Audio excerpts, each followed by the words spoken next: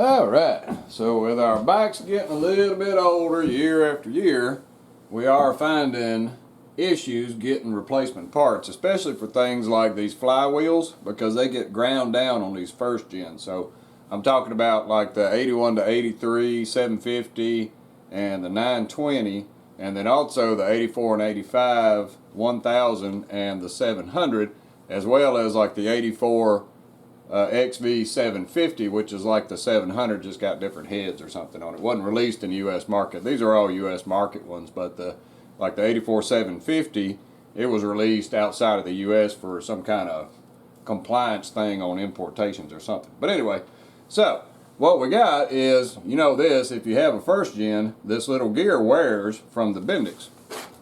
So here's a little Bendix guy, and he comes in and he flies in there and he makes the flywheel crank. Well, you can do some things, like I've sold probably 800 of these little clips right here to folks, and it's a short-term fix. It's not going to correct the wearing issue, but it does make this thing engage and stay engaged better with the worn gears. And there's another video out there that shows like what this little guy does, and I did some comparisons and things. So that's an option, but it's not a long-term option. It'll get you some more years out of a worn one, but eventually you're going to be looking to try to find one to replace it if you want to keep your old bike running. So I had a question from an owner up in Canada that was asking, because they have a 750, an 84 750, which is like the 700 in the US. They have one of these, and they're wanting to get it back running again, getting it to start good. So they were wondering if you could substitute a different flywheel for that one and make it run. Well, got me curious as well. And so, because I got all of these motors, and I'll zoom over here and you can see each of the motors that I got took apart right now. I took all the flywheels off of them because I got a 700, that's like an 85, and then I got a 1000, that's like an 84 or 85, 1000 over there. A bunch of these 750s laying around, and then a 920 or two. So as you can see, I got motors for spare because I've been collecting these things up. So there's a 750 on my test rig. That's actually a running motor. These are all parts motors over here. Some of them are in really bad shape, like this one just was filled up with water, and so it's not any good. I'll just use it for parts. But that one is a 750. Over here is a 920. Back behind it is 1000. And then up in the attic, we'll go up there and we'll see a couple more that we got. Alright, so up here in the garage attic, we can see a few more. So here's a 920 over here, and that's actually a running motor. I just pulled it off a bike that I got. The bike had problems, but the motor was good. But over here you can see there's a 1000. So that's one of the 84, 85 years. And over here is a little 700. So got plenty of parts to play with here, plenty of stuff to look at. So I pulled the flywheels off of each, and we'll go down here and we'll compare what the differences are. So let's get set up here and go through, because really there's not that much differences in the flywheel, but they're not necessarily compatible with each other because of one little difference.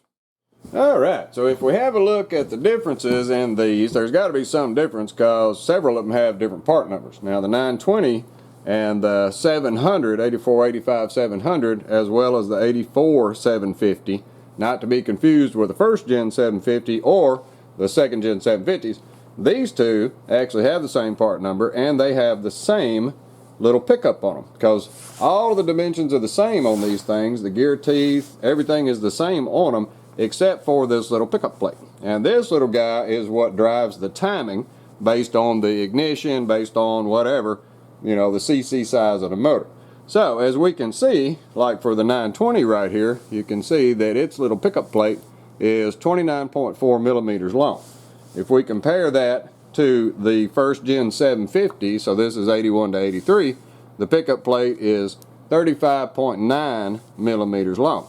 So that's the difference, is these little pickup plates, because they needed to adjust the timing for the different motors based on the TCI or the CDI or whatever they're using, or if the stroke is longer or something like that. But that's the biggest difference in the whole thing. So if you're looking to see if you could replace which one with which, based on these, you could use a 920 for the XV700, which is 84 and 85, because it has the exact same pickup, or that also fits an 84 XV750. And just to confirm that, the part numbers are actually the same for these. So if you looked them up, that's the same part number. It works on those bikes. Now for the 1000, it's got a very long pickup. It's like 39 millimeter. And so it's the longest one out of the ones that were released in the US. And then you got the first gen 750. He's 39 or 35.9 millimeters long. So these two are the same. These are different. So what would you do if you were trying to substitute parts for parts? Alright, so let's say we can't find one for these because like the 700 and the 1000 and the 920, they didn't make a lot of those bikes. They made a ton of these 750 first gens, 81 to 83. So let's say you had a good 750 one that you could find, but you're wanting to put it on a 1000. Well, the only way to do that would be to add some metal to this, because if you look at the pickup, one of the other things that they made common was, if you look at the little pin right here, or the key that goes to the crank, that lines up exactly to the back edge of the little pickup plate. So all you would need to do if you wanted to make it longer or shorter is, this is always the same for every one of them. You would need to add some length right here. So let's say we wanted to get a 750 and make it work on a 1000. Well, you would have to take this little plate and you would have to add some metal right here, either with a TIG welder or something like that. Now, I don't know, you'd have to take the magnets out, something like that. I don't even know if it could be done, but you could get some metal put in there. That would be the harder one to try to extend. But let's say you had a first gen 750 and you were having a hard time finding a 700, which is the case of the owner up in Canada. You could actually take the 750 and you could chop off some to get down to the 29.4. You could take a mill or something like that and actually cut this back, and you could make that 750 work on a 700 by just cutting that plate back. So now we know all the differences, and you can see the measurements on them. So I'll hold them up so you can get them for reference. So the 920 has a 29.4 millimeter pickup plate. The first gen 750 has a 35.9 millimeter pickup plate.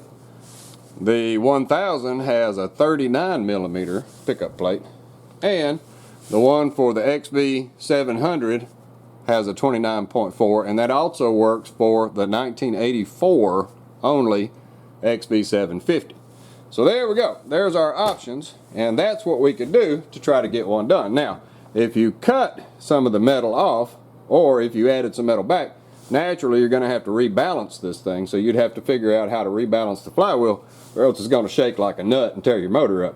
But it is possible that if you can't find one for the one you're looking for, you could substitute by just changing that little pickup plate right there. Well, alrighty, a little short video on that, but I thought it was interesting because the question was asked and I didn't know either. So taking all the motors apart, we could see what's going on with them, and now we can confirm what the differences are on the flywheels. Well, alrighty. Well, thanks for watching.